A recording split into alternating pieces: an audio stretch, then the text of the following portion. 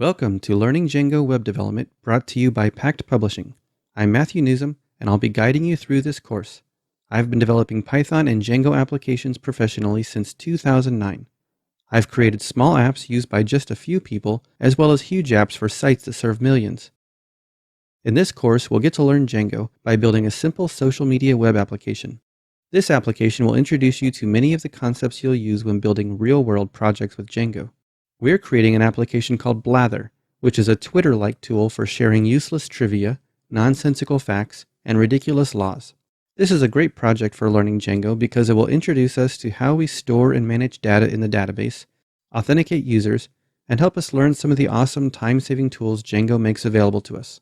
It will also help us to look into some of the common problems developers experience after they pass the getting started phase. I'll show you how I've worked through these problems in the past to give you a head start as you take your own Django projects live. So what is Django?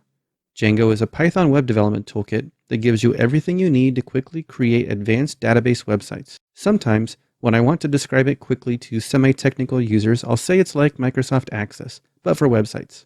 In fact, Django in many ways is better than Access because I've built apps that support thousands of simultaneous users, something I'd never attempt with Access. What can we do? Well, we simply describe our data using basic Python syntax, and immediately we get an admin interface for creating, reading, editing, and deleting records. It supports several popular relational databases, such as MySQL, Postgres, SQL Server. There are also add-on kits for other databases, including non-relational databases such as MongoDB. Furthermore, we get a very sophisticated yet easy-to-use and familiar template system that allows us to create HTML, text, JSON, XML, and other formats of output. We also get flexible routing and, as I mentioned, convenience tools to help us create user-facing applications quickly. One of the most beloved features of Django is that, though it works in the typical Python fashion of batteries included, you're not bound to any of its built-in capabilities. You're welcome to swap out any pieces that you like, and indeed, there are many amazing add-on products the community has created. Convenience and flexibility, everything you love about Python, now in your web applications. In order to have success in this course, you should have an understanding of basic Python concepts, particularly dictionaries, classes, and how to require modules. In our next video, we'll get Django installed and start our project. Let's jump right in.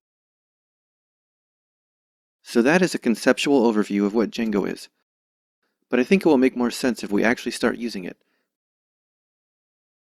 Let's get Django installed and ready for use.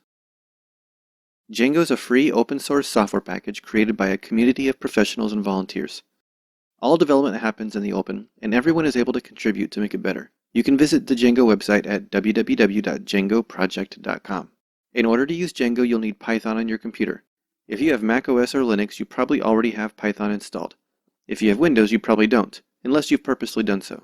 As you probably know, the Python community is going through a transition as we migrate from the venerable Python 2.x series to Python 3. Django supports both Python 2, any version of 2.7, or Python 3, starting with 3.2. In this video, I'll be using Python 2.7, but we'll point out a few things that you'll want to be aware of if you're using Python 3.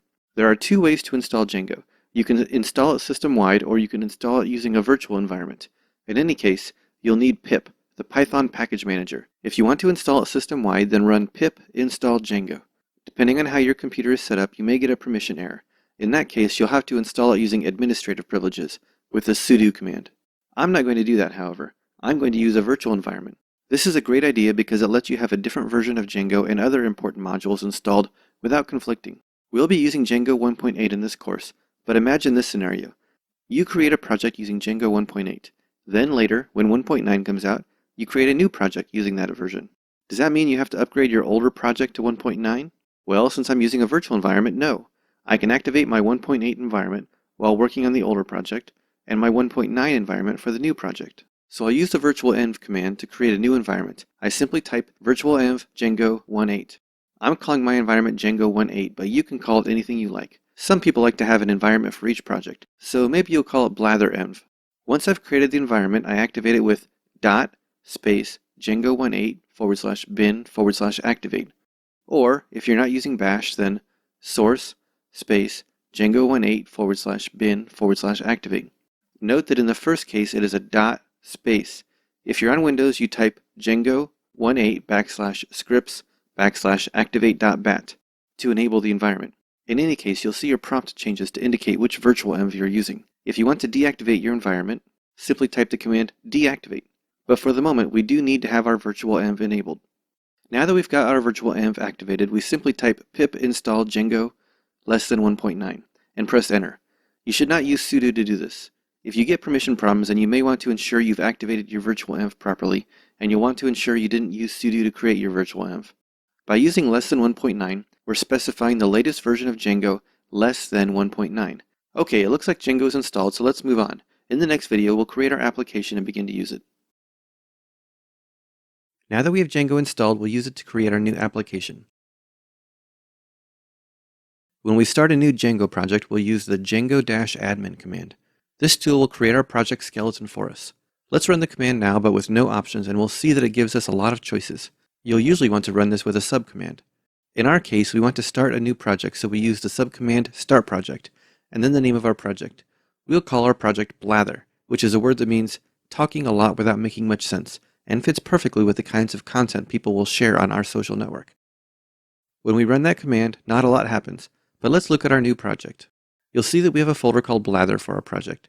Inside of this folder, we have a manage.py file and another folder called blather. Inside the subfolder, we have a settings.py file, a urls.py file, and a whisky.py file. Nothing too exciting. In order to do much, we need a project that has at least one app. Apps are Python modules that let you compartmentalize your application's functionality. It is common for small web apps to be a single app, but as your project grows, you may want to break your project into discrete apps. This is particularly useful if you have some functionality you use in different projects. The Django documentation explains how you can decouple your apps from each other to make them reusable. For our project, we just need to create one app, but we'll be using some of our Django's built-in apps for admin interface and user authentication.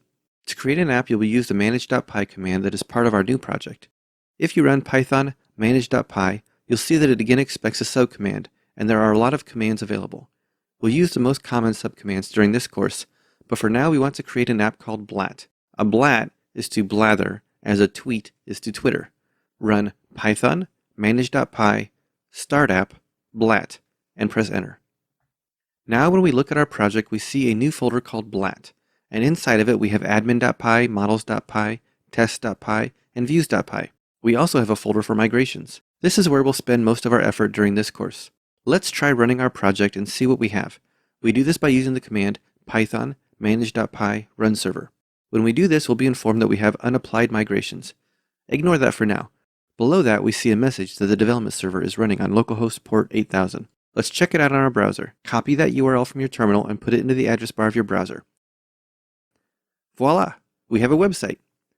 If you add the word admin to the end of the URL, you'll see that we also have an admin interface, but we can't log in yet because there's no users created. Switch back to the terminal and press Ctrl-C to stop the development server. We want to make a new user, but first we need to initialize a database. Django is configured for SQLite by default. This is a simple database great for local development and apps that get little traffic or are mostly read-only. Django will help us manage our database structure for using migrations. This is a history of every database command needed to create the structure of your application. Right now our database structure is simple because it's just making use of Django's built-in admin interface. We only need to run python manage.py migrate to run the built-in apps migration. We should see some helpful messages and some OKs. Now we need to create our admin user. Let's run python manage.py create superuser. When you do this, you'll be asked some questions about the user, and then it'll tell you how it was created successfully. Now we need to start the server again, so run python manage.py run server, and then head back to the browser. Now log in using the newly created credentials, and marvel at all the code that you didn't have to write. We're done with this video, but before you move on, click around in the admin interface to see what you can do. Try creating users with different roles, and create some groups to see what that allows you to do. This will help you understand a little better the tools we now have available as part of our admin interface. In the next video, we'll create our database models so that we can store our own data. It's pretty amazing what we get for free, but that's just the tip of the iceberg. Now let's create our models, which describe the data that we'll store in our application. This is the moment you've been waiting for. It's time to write some code. Here you'll see our project and our blat app. Inside each app we have a models.py. Note that some apps don't need models, so you're welcome to discard this file if you don't need it. But not in this app, we need it. We're going to start out simple and add complexity as we need it. We're going to have a database table of blats. Each blat has a unique ID, some text, and a timestamp indicating when it was added. We'll also have a field for a URL where people can use to tell us where they found this useless info. We'll also have a related table of likes. Each time somebody likes a blat, an entry will be added to this table which references the blat they liked. Let's open our models.py and begin adding to it. Each table in our database is a Python class that inherits from Django's models.model class. The Django convention is that our class's name should begin with a capital letter and be singular. By default, we get a unique ID, so we don't need to explicitly say we want that, though we can. This is useful if you have existing data.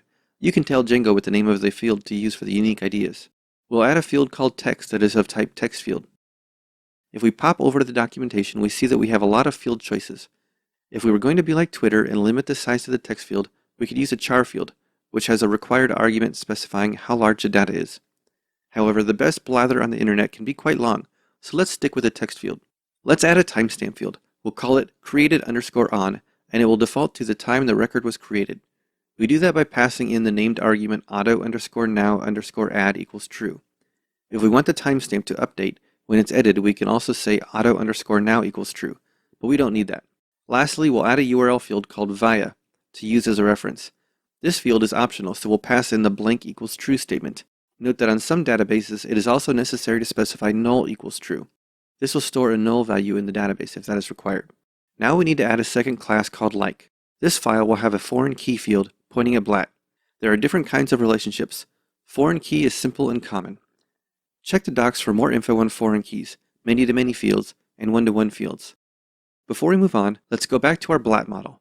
I foresee a common task of wanting to know how many people have liked our blat. We can do that by adding a model method. Because like has a relationship to blat, we can get details about that relationship in either direction. When making a backwards relationship, we refer to self, model name underscore set. So we'll simply create a method called total_likes that returns self.like_set.count. That's it. Save your changes. If you were to test this now, you'd have a couple problems. One is, you wouldn't see the listed field in the admin interface, because we need to do two things to tell Django this app and its models exists. Also, we'd have to create the database structure. Let's start by telling Django about our app. In the blather folder, you'll see a settings.py file. Open this and look for the code for installed_apps. You'll see this as a list of strings. We need to add a reference to our app, so use blats in quotes. Save this and close the file. Now we have to tell Django admin interface about our models. We do this by opening admin.py in our app. This file isn't too exciting yet. The first thing we'll do is import our new model. At the top of the file, type from blats.models import blat. We can also import like, but since we have a model method to keep track of likes, I don't see a great need to manage it in the admin interface. With our blat admin interface, we have two options. We can keep it simple and just let Django use its default options for showing this model in the admin area. We do that by adding a line like this, admin.site.register blat. This is absolutely okay to do. However, we're going to play around with our configuration in a moment, so we'll instead create a new class that inherits from admin.modeladmin. We'll call it blatAdmin. For now, this class does nothing, so simply type pass. Then we'll add a second parameter to admin.site.register that passes in our new class. At this point, when we start the server, it will try to show our model, but it won't work because the database hasn't been updated. In order to have success, we have to create a migration and then apply it. This is an awesome feature of Django. Simply run the command python manage.py make migrations. This will create a new Python file that looks at the database structure and our models and figures out what commands are needed in order to change the database to match the new structure. In most cases, this works fine. However, it's simply a Python file. So if you are ever in a situation where you want to know what it's doing or adjust the process, you can edit it.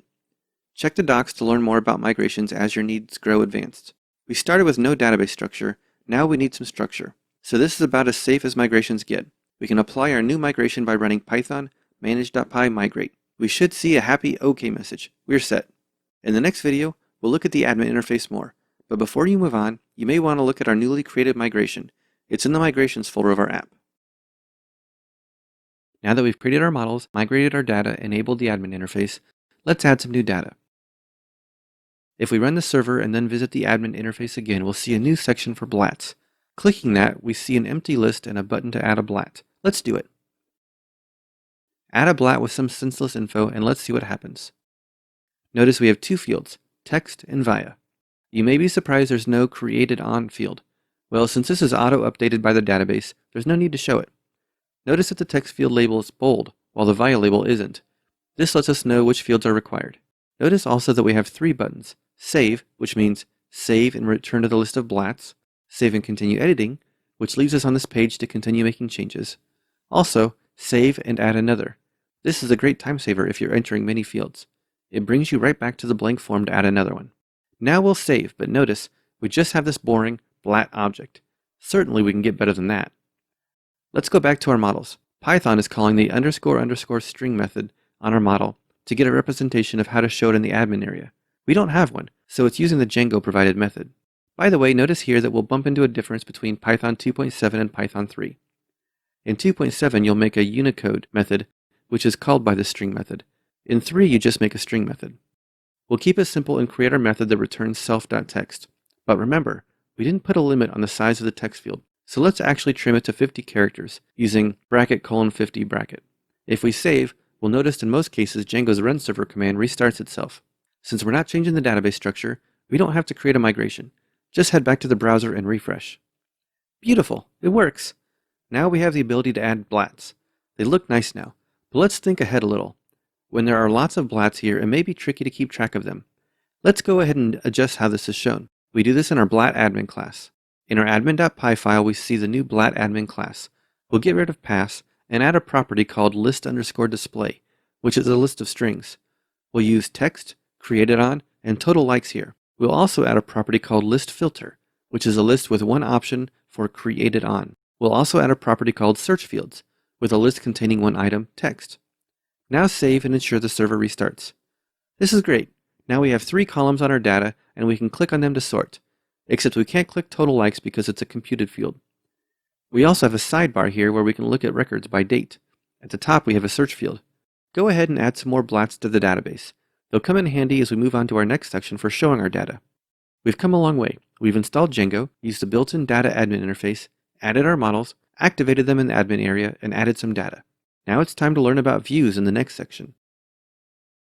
Now that we've got data in our database, we need to work on showing it to the world at large. In any application, there are typically going to be 2 types of users: those who manage data, in other words, add, edit, and delete it, and those who view it. Django gave us a free, powerful admin interface for the people who manage data. If you simply need a web interface to manage your data, this could provide all you need. However, in our social network, many people will be reading our blats that don't need to have access to the admin form. For those people, we have views. The easy way to think of a view in Django is to imagine a web page. The home page is a view, a list of blats shared on Tuesday is a view, and the action that happens when you click the like button is also a view. A view is a mapping of a URL with some Python code, and usually also a template file. Let's look at how these URLs are mapped. In our code editor, let's look in the blather folder for urls.py file. This is where Django stores the mappings for the views. At the moment, there's only one mapping, and that's for the included admin site. The mapping is done by calling the URL function and passing in a regular expression, followed by the module method to call when handling the request. An optional name attribute is usually passed in as well, though it's not included here. The reason why we don't need the name parameter here is because this is a special URL mapping. The admin app, which is bundled with Django, has its own urls.py file. So this line merely includes the mappings and delegates everything that starts with admin to the rules in that file. Let's create a simple rule quickly. We'll create a rule to define a homepage. We'll call the URL function and then pass in a regular expression that matches an empty URL. So our quote, caret, $, quote, and then we'll call the method views.home and give it a name of a homepage. If your editor is smart, it will give you an error with views.home because it's not a valid name. At the top of the file, let's add the line from blat import views to make that error go away. Save your changes, but expect errors from Django.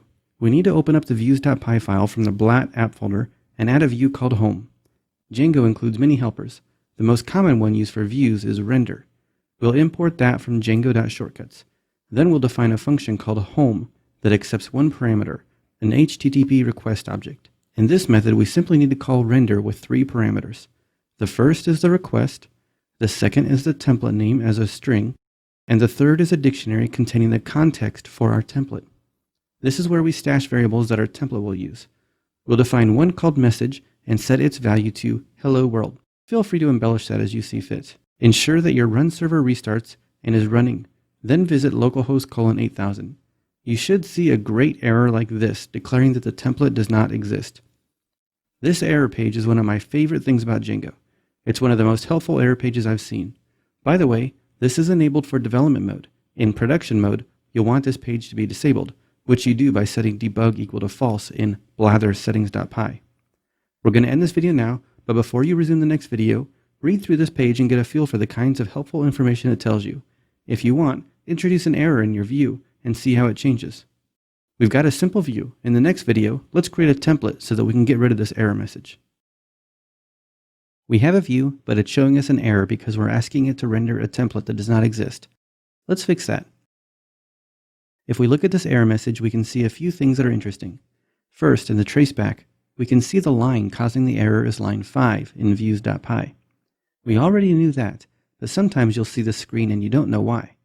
When you're in that situation, check out this option to show the local variables. It can give you valuable insight on how to fix your unexpected problem. Just above this, in the template loader postmortem, you'll see that Django tried to load the templates from those folders. Django knows about the admin interface, but there's no template there with the right name. It also knows about the built-in authentication, but it also doesn't have the right template. But here, this last line is our newly created app. This is the one we care about. You see, it's looking for a folder in our blat app called templates, and in there, a folder called blat, which contains a file called home.html. We didn't have to tell it to load a template file from the blat subfolder, but it's a good idea to namespace your template in some way. That way, you avoid naming collisions when your projects grow bigger into multiple apps. Another thing I'd like to point out is the name of the template. It's not coincidental that I had us name that file with the .html extension. The fact is, Django's built-in template system is just HTML files with a few special codes intermixed. I think this is a great feature because it means that you don't have to learn a special language to create templates. That said, there are other template systems available for Django. Some use XML and XSLT, and others provide interesting options. There are some that are compatible with multiple programming languages, and you're welcome to use whichever you like. Let's open our blat app and create a folder called templates, and inside of it, create a folder called blat. This is where we'll keep our template. Now inside that folder, let's create a file called home.html. For our first test, let's keep it very simple. We'll just put the words hello world in there. Save this. Now refresh our browser window. Voila! We now have something useful. Not that useful though. Notice in our code we're passing this third parameter through, a dictionary with a single key called message. This is data that we'll expose to our template. Let's put that to use. In our HTML file, delete hello world and instead use a double slash tag with the word message in it. Save that, and when we refresh, we see our message. We didn't see much change, so let's update our view to ensure it worked. We'll replace the value of the message key with something unique. Let's put in there Rapid Django. Now refresh and you should see our change. If we switch over to the Django docs, we'll see that there are a lot of things we can do. The docs that are most interesting to us are called For Designers, because it focuses mostly on the different kinds of tags we can use. We'll go through the most common items here, but I strongly suggest spending some more time reading through this in order to take advantage of the full power available to you. Variables are the most common kinds of template tags. We've already used one. If our variable was a dictionary or object, we can use its keys with a dot like this, message.text. Filters let us modify our variables. For example, let's take our message and make it uppercase with a pipe. We can use the word upper to do that. You'll also use tags, which are a bit more intelligent than a variable. Instead of a double slash, you'll use a slash and %sign. A great example is the if statement. You can check if a variable is true, and if so, do something. Its syntax is like this: if message, then do something. For example, we can choose to display the message if it exists, and if not, use the else tag to display something by default. We can also use filters here. For example, if we had an option, we could check its length, and if so, do something.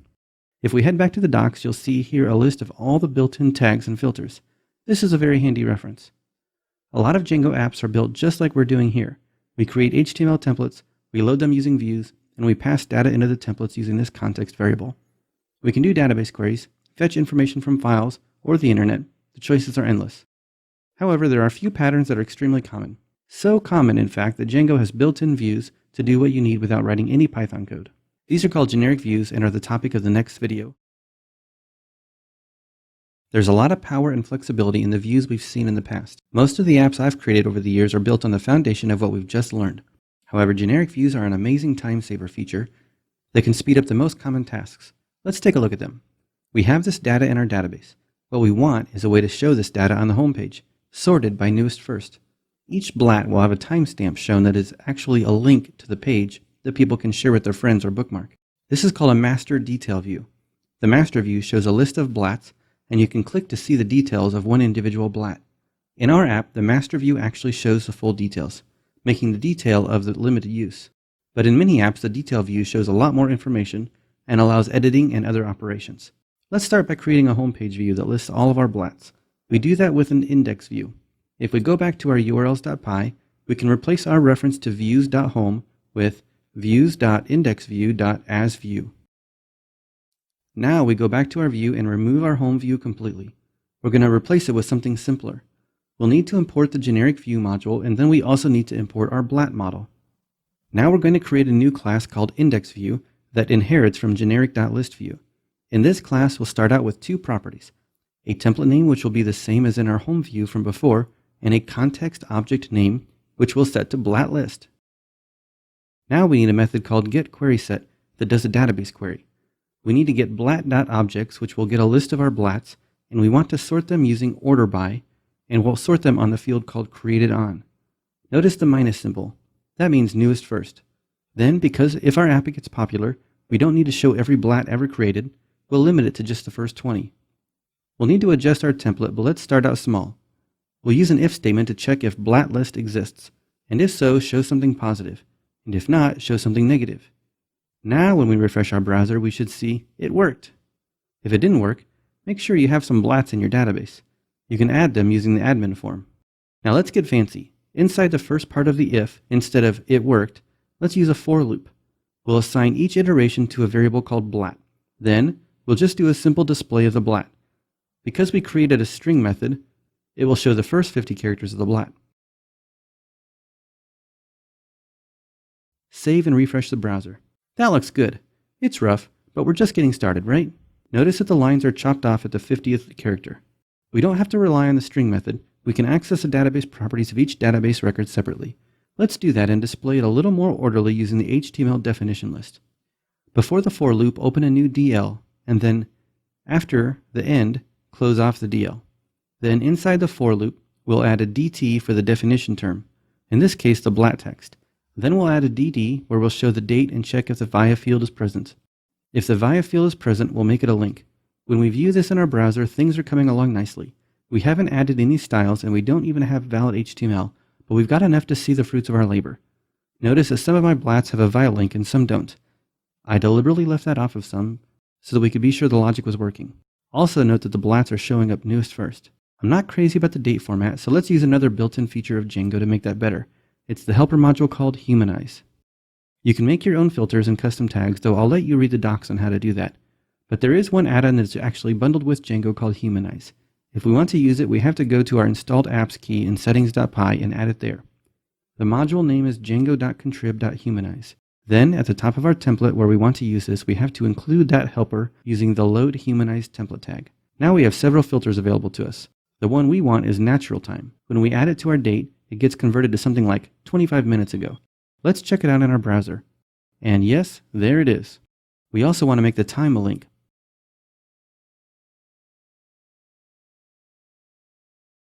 If you click one of the dates, you'll see that it takes you to an error page. Notice the URL includes a number at the end. This is the ID. We've only told Django about URLs that begin with the word admin and the home page, which is no URL. Because there is no rule for this in urls.py, it shows a 404. Again, this is because debug mode is on. If you'd had that off, this would have been a generic 404 error page. If we head back to our urls.py, we can create a new URL pattern. This one is a bit more complicated, so let's explain it. Like before, it has a regex. Notice this regex looks for one or more numbers. The $P means that it's going to capture that information as a variable called pk. Notice that it expects it to end with a /. Then that's it. For URLs that match this, we're going to call a video named detail view. So let's get to our views.py file. This view is simpler because we don't need to do a query. We just tell it what model to use, the context name, and what template to use. The fact that we passed the blat ID in as a variable named pk is important. If we were writing a standard non-generic view, we could use any variable name we like. But the generic view needs a variable called pk. If we create detail.html and put a simple string in there, we should see the 404 page go away. Refresh your browser and sure enough, it's gone. We'll adjust our detail.html now. We set our context variable to blat so that we have the same variable available to us that we had in our for loop in the list view. For the sake of simplicity and consistency, we'll just stick with our definition list. The only difference here is that we don't need to make the data a link, and we'll skip the humanize filter so that we can show a more precise date. If you'd like to customize the date format, you can use the date filter. When you refresh, you see this works. We can click around and view the details of the different blats and have a great time. At this point, you're probably saying to yourself, wow, this is one ugly app. I don't blame you. In the next video, I'll show you how to use template inheritance to make it easy to style the site. Our app is ugly. I'm not sorry about it, but I am going to give you the tools to do something about it. We've created several HTML templates, and you can use all the HTML you like in these files. But since most websites look the same from page to page, it would make more sense to keep the parts that are the same in one parent template, and the individual templates would just have the parts that change on each page. Django provides excellent support for that. I haven't used a template system that I like better than Django's. It has, in my opinion, the perfect balance of flexibility and power. Our simple application is going to have one parent template and several child templates. We've already created 2 child templates, now we need a parent. Sometimes this file will be standard plain HTML document with no Django variables or tags in it, but it can have the same dynamic content that we've been using in the children. Let's create a new template called master.html. You can call it whatever you want, and it may make sense to use a different naming convention in your projects. For example, if you have a few different master templates, for example, one that has a sidebar and one that doesn't, we don't need that flexibility here though. Let's create a simple but complete HTML document. It has a head section with a title tag, and it has a body tag. In the body, we have a heading with the name of the site and an empty container div. Let's start out by putting a block tag in the container. This block looks for content. Now if we switch back to our home template, we then add a tag at the top that extends master.html. Then we take our existing HTML and wrap it in a block tag that exactly matches the one from master. It's important that since we use content in the master template, we use that same one here. When we refresh the browser, we see our heading from the master template. Yay! We can take this concept a little further. Let's add another block for the title tag, but this time we'll put some content inside the block in master template. This will be default values, used in case the child template doesn't define a block. We'll set the title to blather, all the news you don't care about. Now let's go to our detail template and wrap it in the block like we did the home template. We'll also add another block for the title. This one will contain the phrase blat details. Save and check the title of the detail page. It works. Now look at the home page. It's using the default value. Great. You'd never publish a site like this. You'd want to add a little bit of CSS and images. As you might guess, Django provides some helpers to simplify static files. If we make a folder called static in our blat app, we can put our static files in there. It's a good idea to namespace them the same way we did our templates. So in this case, we'll create a subfolder called blat where we keep our static files. Yes, this is clunky, but doing it this way gives us the capability to let Django combine and minimize our files for us when we go to production. Create a file called style.css in this new static blat folder. Now we can simply add a style rule in here. Let's make our headings green. Then, in our master template, we need to include our static file much the same way we use the URL tag. Before we can use static files though, we need to use a static files template tag. Then the path to the static file is static blat style.css. Even though we're just using CSS files, you can put any static file you like. You can put images, videos, fonts, PDFs, whatever you want. Then you can link to them using A tags, embed them using image tags, anything you want. If you refresh your browser, your headline should be green. Now our site looks professional. We're nearly done, but I want to cover one major feature that Django provides. Most sites have a logo that links back to the root of the site, and they may have a navigation bar that links to other pages. We really just have one page in the navigation, and that's the home page. We can make the header a link to the home page by just setting the href to a /, but Django has a better way. If you notice in our urls.py file, we have a name attribute on URL. For example, there's the home page. We can use that when we're making links.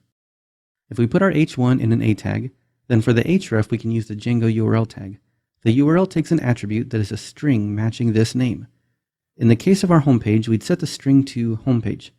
Then we can check it in our browser and confirm that it did indeed link to home. If we change the URL in urls.py, we would see the change happen and the URL would point to the right place. If we wanted to link to a particular blat detail, we could. In this app, that would be silly, but there are good reasons to do it in other apps.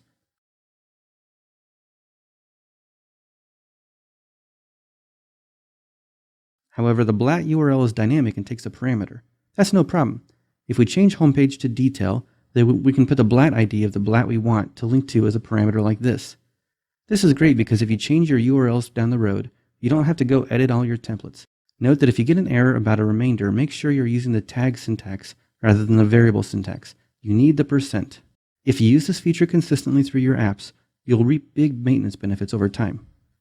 There's a lot you can do above what I've shown in this video series, but what you've seen here is enough to do a lot of common apps, and the Django docs are great at helping you learn. So what did we cover? Well, we created a simple view, then we made some templates. Because our view was a variant of a very common case, we switched to using generic list view and then added a generic detail view. Once we had the pieces working, we added a little bit of styling, and we made use of Django's URL feature. In the next section, we'll learn how to use authentication so that we can allow people who are authenticated to have separate actions from people who aren't. What we have so far is useful for a lot of cases, but it's targeted at sites that are read-only by most users. What many businesses need are advanced web applications where users log in to see or do something specific to their own needs. And often these are different than what the built-in Django admin provides. In order to do that, we'll need to provide a way for users to log in and then see additional options than what they had available before they were logged in. Django has phenomenally powerful and yet easy-to-use user management facilities. For the app we'll be creating during this video series, we're going to avoid reinventing the wheel and we'll just use the built-in Django admin area to create new users. If we go to view an existing user, you'll use these checkboxes. One lets you deactivate a user without actually deleting them. Our app won't make use of that. However, these next two are important. Staff status gives a user access to the admin area. In the case of our app, we're going to have 3 permission tiers.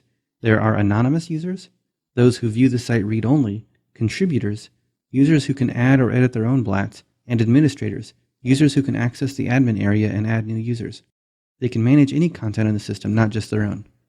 Let's create a new user that will be a contributor. I'll call my test user Lester Tester. Use whatever you like. When I enter the user and password, I'm going to hit Save and continue editing. Watch what happens with this form. Notice that after saving the new user, I now have a lot of editable information. I'll enter a name and email address, all made up in this case. I'm not going to check staff or super user status. If we look here at the groups, you'll see that I can add a new group and assign Lester to one. Our application isn't going to need this, but it does make using Django's built-in permission system easier. Looking at the next box, we'll see that we have various permissions. Again, we're not going to use this, but I want you to see that you have the ability to control it. You can assign permissions from this, for example, the ability to add a blat to the user. If I go to manage the groups, I can create a group and assign the permission there instead, which is very handy in case my application needs role-based authentication. In the third video of this section, I'll give you some pointers on the tools Django gives you to ease this. Now let's log out and see what happens if we log in as our test user.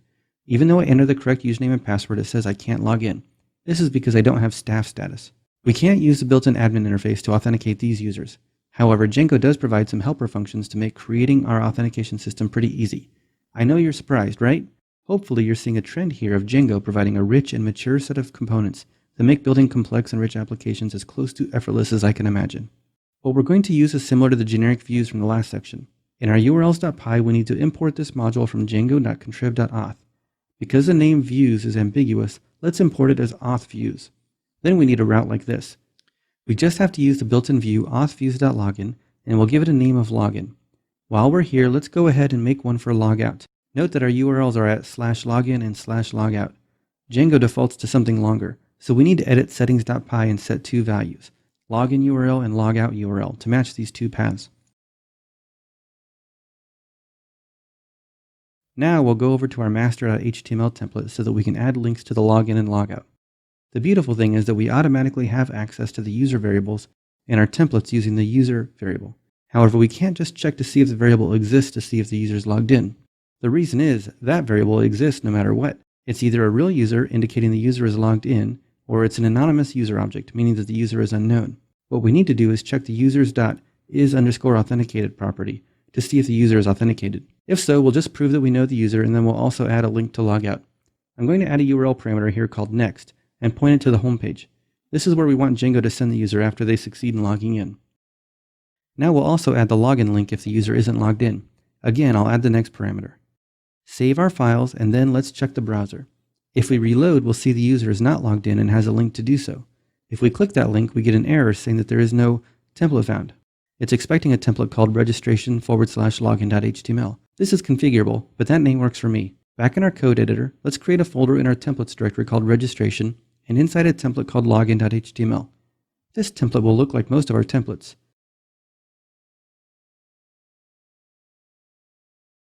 We'll extend the master template and then we'll make a block for content. Inside, we need an HTML form tag, and we can use the URL function to get a reference to the login view. We need a hidden input that returns the result of the next variable, which our view magically passes on through. We'll also need a submit button. We're also going to need form fields for username and password, but we're not going to create those form fields. Django has a form library that creates an HTML form for any model. I'll explain that more in the fourth video of this section, but for now the important thing to note is that we will use the form variable. Django, for historical reasons, will display forms in tables. I prefer not to do that, so I'm going to use the asP method to get a set of p tags instead of table rows. Save and reload your browser. You'll see the form and it's just as beautiful as the rest of the site. And by beautiful, I mean that it's in desperate need of styling. That's okay. Let's try to log in as our test user and submit. Oh, looky here, we have an error. Django has an annoying but good habit of being secure by default. In order to use much of the form functionality, you'll need to also make use of Django's built-in CSRF protection. This prevents sneaky websites from tricking people into logging in without them knowing. In order to make this work, we have to go back to our code editor and add a tag inside the form somewhere. It's just CSRF token. If you add that and then refresh the page, you can now log in successfully. Notice that we get bounced back to the home page. Look at our navigation. Now it says that we're logged in and it offers to let us log out. Go ahead and test that and voila, we're no longer logged in. Are you amazed at how little code we actually had to write? Now you know how to check if the site's visitors logged in, and you know how to show logged in users something different than anonymous users. In the next video, we'll take this a step further and associate user information with blats. We've got users and authentication working. Now let's put these users to work. We're going to set it up so that we know who created each blat. In our code, let's check out our models. What we want to do is add a field here to show who created the blat. We can do this rather easily by importing our user model and then adding a foreign key reference to it.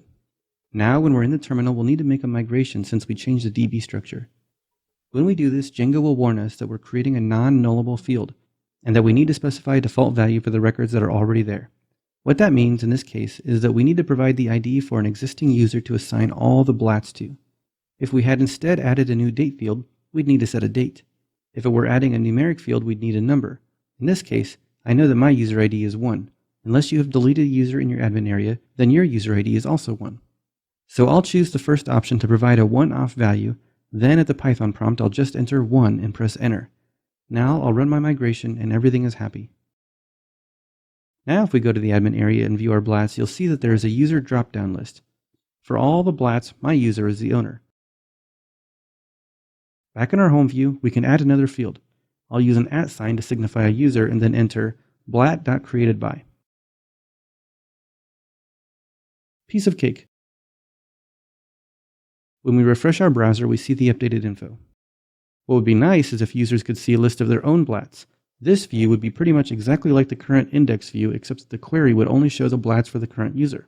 Well, these views are classes, and we have inheritance, so let's put it to use. We'll make a new view called myView and let it inherit from index view.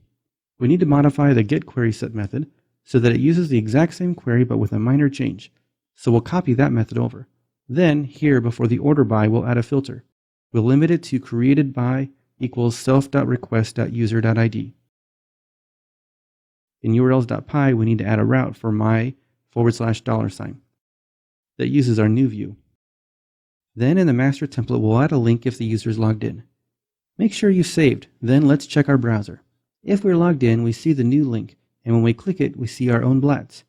Now let's break it. If we log out, then hit the back button, we'll see that we're still on that page, but there are no blats to show. That's not a good plan. It'd be better if we limited access to this page to logged in users. I'm going to surprise you and tell you that Django has a built-in tool to do this for us. What? You're not surprised? I will say that if we were using the traditional function-based non-generic views, this would be a little prettier. If I had a view like that, I could just decorate it with the @loginRequired decorator. However, we're using class-based generic views, so we need to get a little bit more complicated. We need to decorate the dispatch method. So we add the dispatch method here and simply call the super method in there to call the parent. Make sure this call here matches the name of the class. In this case, myView. Then we can decorate it with method decorator and pass in the loginRequired function. This is the one time in this project we're going to use code that I don't think is very pretty. But such is life sometimes. By the way, these won't work unless we import those helpers above. Now when we refresh the My page in the browser, we get redirected over to login. Note the URL parameter for the next points to the My page, so when we've succeeded in logging in, it takes us right back to where we wanted to go. This helped us get a long way towards the functionality that many of your apps will have. If you want, you can take this a little further. The prime example would be to add a foreign key reference for likes to a user.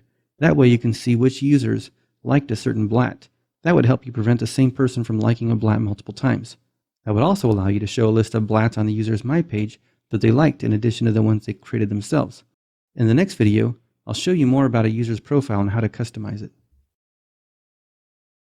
Now that we have authentication working, we know who our users are as they browse a site. Sometimes it's necessary to know more about a user than what is collected in the default Django user profile. This is such a common concept that Django includes some helpers to make this easy. Again, there are two ways to create a custom user profile. The common and easiest way is to create a new model that has a one-to-one relationship to the existing user model. This works just fine in most situations. It's easy to do and there's no magic. However, it does mean that an extra database query or a join is done when getting user information. Sometimes this is undesirable, so the alternate way is to create a custom user model and then register that throughout the app. This gives you more power to add additional behavior as well as fields to the model. If you want to go this way, you'll want to plan it from the beginning, if possible, or you'll need to be prepared to manually migrate your data. The built-in Django command can't create automatic migrations for that. Because so many people are perfectly happy to use the related profile model, that's the way we'll do it today. It's simply a matter of creating a new model. So in our models.py, let's create a new model called profile. We've already imported the user model, which we'll need here to make the relationship. We've used a foreign key relationship already. This time we'll use a one-to-one relationship, which works exactly the same, as far as our code is concerned. We'll also add a bio field, which is text. In this case, it's an optional field, so let's set blank equal to true. We'll also add a blog field, so people can provide a link to their blog. Make this one optional as well. We could stop here and have a working system, but we'll want to add the ability to edit the profile as part of the user object in the admin area. So let's open admin.py. Where we import the blat model, we'll also need to import the profile model. However, we're going to have to reconfigure the admin interface's user model, so let's import the user admin interface. We'll create a profile inline class that uses a stacked inline style of viewing, which is used commonly in the admin area for related tables. Then we'll also create a user admin class that derives from user admin. It will add our profile inline class to the list of inline forms. Then we have to unregister the existing admin form and then re-register it so that it uses our newly created admin form. Before we go much further, we have to realize that we just changed our database structure, so we need to make a migration. Therefore, in the terminal, run make migrations and then migrate. This should be uneventful. Now when we head into the admin area, we can click a user and see the additional fields.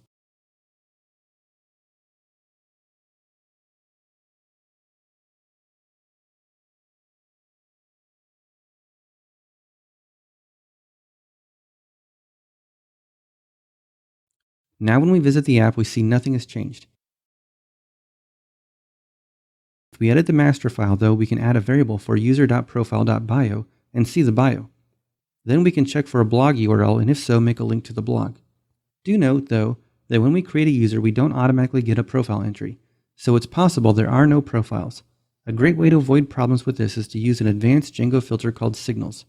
I won't cover this in detail here, but it's worth a read as you get more Django experience. You can use signals to run code when certain events happen. For example, when a new user is created, you can listen for the signal and have some code auto-create the profile as well. This feature wasn't too advanced or complicated, but just about every app uses it. The way to create user profiles has changed several times over the past versions, and each time it's gotten simpler and more flexible.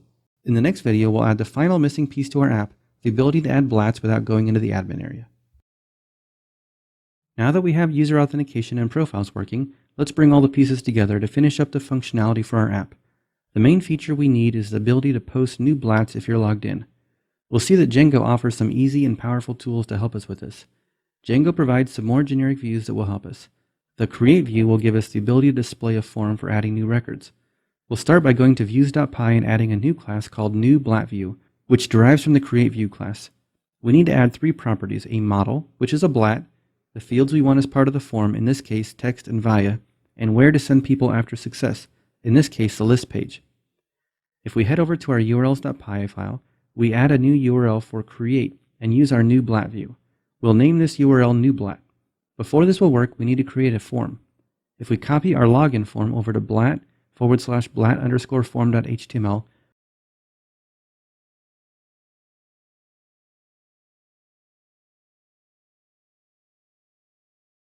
We can simply remove the hidden input and then change the action.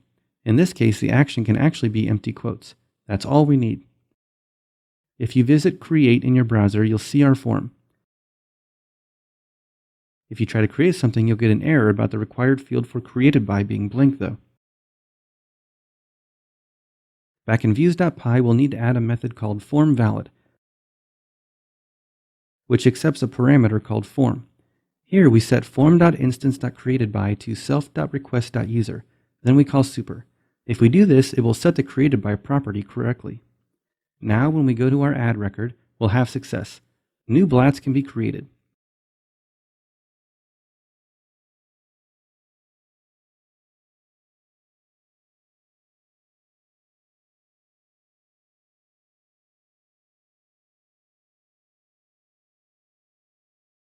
Now if we edit the master template, we can add a link to the create form.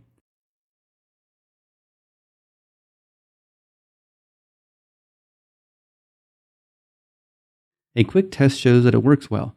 Now we want edit capabilities. We'll start by making the links. In the home.html, we put an if statement after via to check if blat.createdBy matches the current user. If so, we'll add an href there that links to the URL editBlat with pk equals blat.id. If we head over to views.py, we'll add a new class called editBlatView that inherits from updateView. We need the same properties as the new BlatView class, and we don't need the formValid function since we won't be editing the createdBy property. Now visit urls.py and copy the URL from detailView, but we'll add the word edit to the end of the URL. We'll use the editBlatView as our view and then name it editBlat. Now when you browse the site while logged in, some of the blats have an edit link next to them. You can click edit to see the blat. We're not doing anything to prevent me from editing someone else's blat just by changing the URL. However, we can easily fix this. In our editBlatView, we can override getQuerySet just like we did in our myView class. We'll grab the query set and then add an additional filter to check the createdBy value.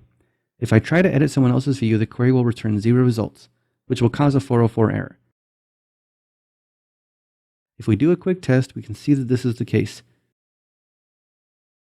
That completes the features of our Blat app. We now know how to log users in, restrict access to some areas of the site to logged in users, and we've also added the ability for permitted users to add or edit a view. There's more that can be done. For example, just like we use the create and update views, there's also a delete view which works in the same way. Likewise, we didn't put the likes code into play, but there's nothing new to doing that beyond what is already covered.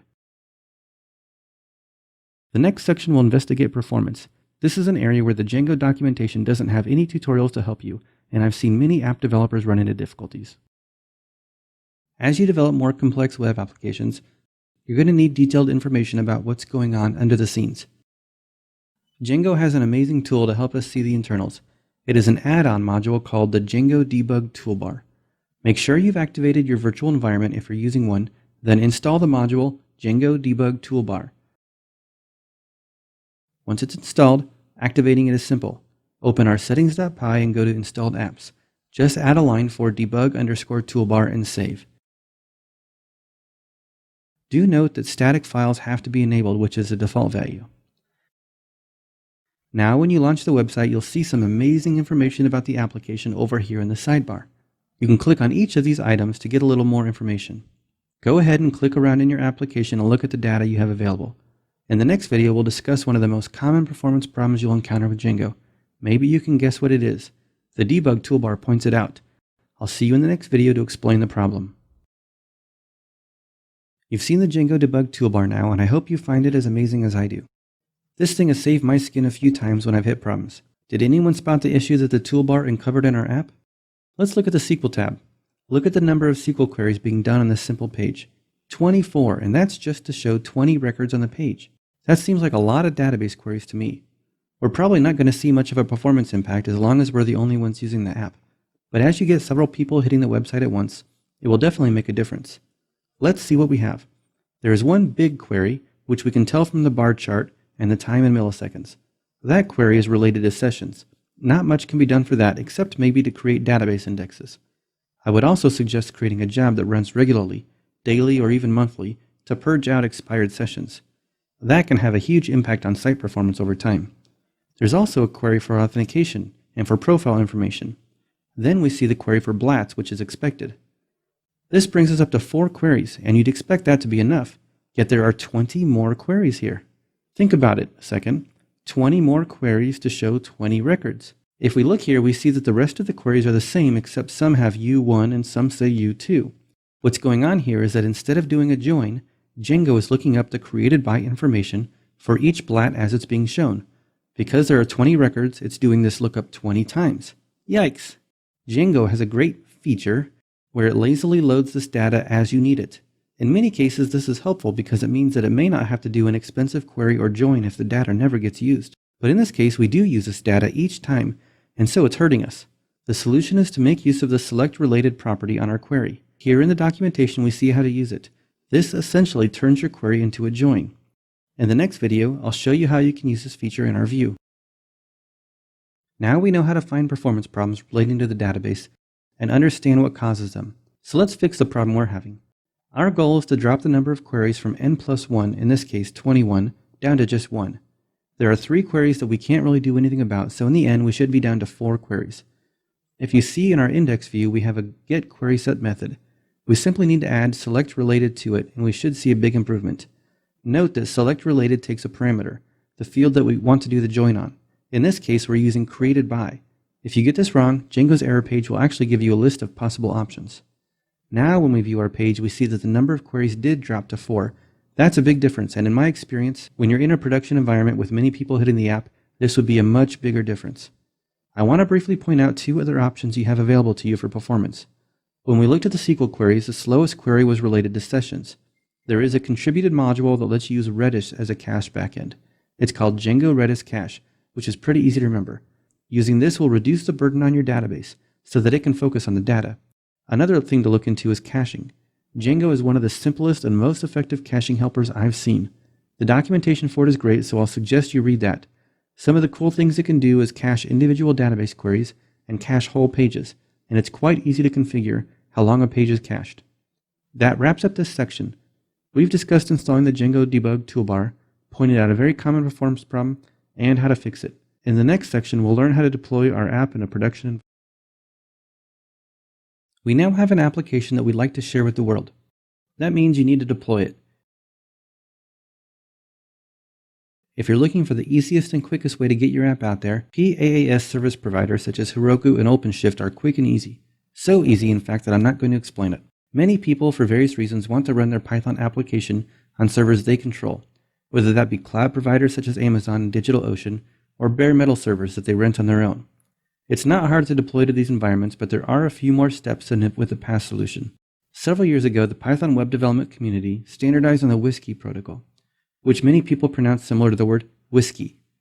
Having a standard protocol was a huge benefit because it allowed tools to become available to help us independent of the framework. The tool we'll focus on is called uWSGI. It is compatible with many tools, not just Django. As you'd expect, any Python web framework that supports WSGI is compatible, but it's also suitable for running applications written with Ruby, Perl, PHP, and more. One of the reasons uWSGI is so popular is because it is very flexible and easy to use. However, there are a couple tools that I just want to mention, though not in detail. If performance is your number one concern, the Gunicorn server was designed to be fast. If you're already using Apache, there is probably no easier way to deploy than ModWSGI. Finally, if you use IIS, then you should look at the ISAP WSGI, though sadly deploying to Windows and IIS doesn't get a lot of attention. Okay, so now we know that uWSGI is a tool to use. Let's talk about what happens during a typical deployment. There are several steps to deploying an application. Most of them we've already done. The first thing you'll likely do is get your code onto the server. My favorite way is to use Git. I use a branch or a tag for each release.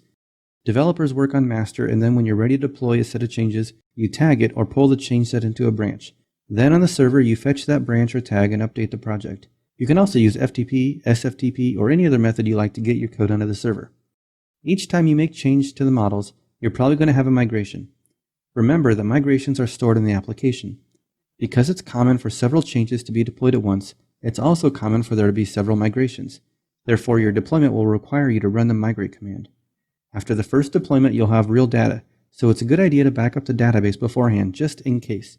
Thankfully, I've never had a problem with data loss, but I have had a problem where some bad data caused a migration to fail.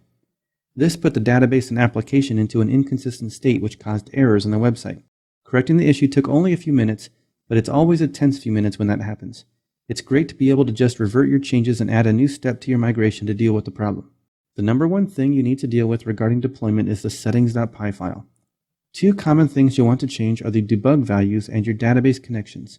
You could simply edit this file, but Django provides a better way.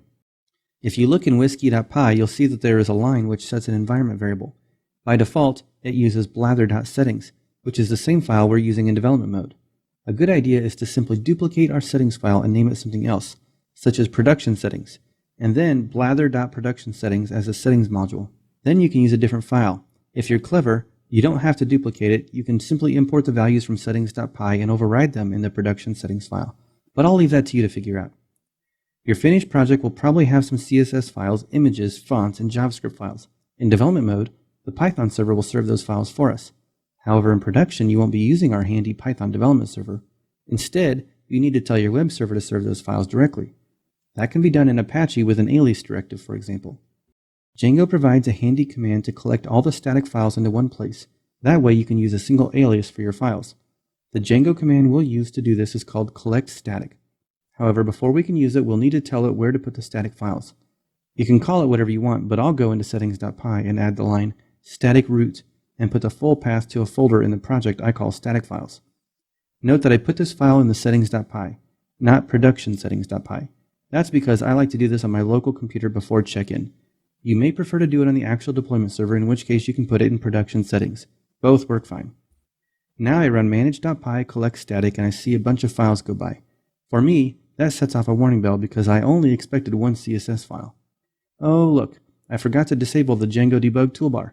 That's another thing I don't want to go to production. I'll delete that folder and then remove the debug toolbar from the installed apps.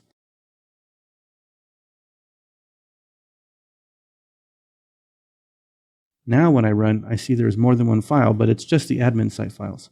We're good. I'll check in my changes and get ready to deploy. That summarizes the activities around deployment. In the next video, we'll push our code out to the server. Running a live server is a responsibility. Because of that, I'm not going to cover all the steps and assume that you know how to configure a general purpose web server. What I've done is configured a new server with DigitalOcean. I've installed Apache, WSGI, and Django. Note that I do use a virtual env even on the server, even if it's the only app. I feel it keeps things a little simpler. Once my server is set up, the first thing I do is make sure that the web server can serve static files, that the database server can accept database connections, and that things are working okay. Then I set up WSGI. In order to get it working, I create an app.ini file for my app. This is convenient because I can specify multiple apps to run on the same server if I like. In this case, my file is blather.ini. There's nothing too exciting here, but I'll point out that chdir is set to the root directory of my project. Notice I've also specified the virtual env location. In my Apache config, I just have to do a little bit of configuration. I add a set handler line and tell it to use WSGI.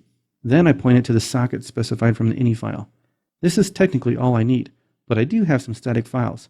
So for that, I need to disable WSGI using set handler none and then set up an alias. Now I start Apache and start WSGI and I should be set. If I visit the website, I'll see that my homepage works, even my styles. If I visit the admin area, it works too. My most common problem is that I don't get the static file path set correctly, and when I visit the admin area, everything looks broken. The second most common problem is that I have not set up my virtual env properly, and then try to run the development server momentarily to see if you get errors. Deployment can vary slightly or drastically depending on your configuration. In my opinion, the configuration I've shown here is the simplest and offers a lot of power and flexibility. So I'd start with this and then look for a better system if you ever do run into a problem. So far, I haven't. We're about done, so in the next video, we'll recap what we've learned. This is the end of the fifth and final session. We've covered a lot in a small amount of time, but I hope you've come to learn how Django combines power and convenience. Numerous times throughout the series I've said, Django includes a tool to help you with this, which falls perfectly in line with Python's philosophy of batteries included. The Django documentation includes some great tutorials, and I suggest going through them if you haven't. One of my complaints with the Django tutorials is they tend to start out showing you things the hard way, and then afterwards show you the easy way. I've tried to take the opposite approach here. However, there are times when you'll need to know the details of the hard way, so there is great value in what those tutorials offer. What have we covered? Well, we started out by installing Django and creating our project. Then we learned the concept of apps. We also learned about models and then explored the amazingly powerful admin interface that we get for free. We moved on to views and created a very simplistic view, then improved it using generic views to show a list of information and then a detail page. We used Django's HTML-based templates to display our data in a public website. We utilized Django's built-in authentication system to add logging capability, and then used migrations to change our models. This is a powerful feature, and if you ever use another tool, you'll miss it. We saw that Django makes it easy to extend our user profile with custom fields, and then completed our application using forms. We enabled the Django Debug Toolbar, which showed us that we have some potential performance problems, so we used select related function to improve our database query. Then we deployed our app to a dedicated server. Django offers a lot more to learn, but with this course you now have the knowledge you need to create powerful database-backed web applications.